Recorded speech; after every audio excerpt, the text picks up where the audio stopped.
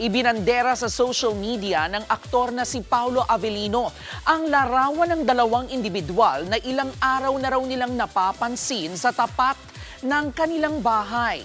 Sabi pa nga po ni Paulo sa kanyang caption, hindi lang daw basta tinambayan ng dalawa ang labas ng kanilang bahay.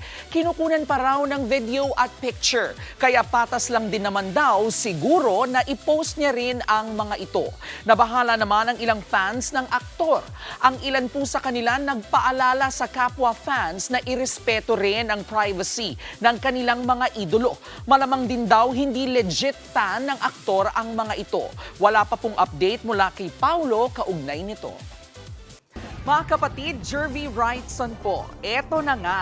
Para sa latest showbiz news at iba pang kay-alaman, mag-follow at mag-subscribe na sa social media pages ng News 5.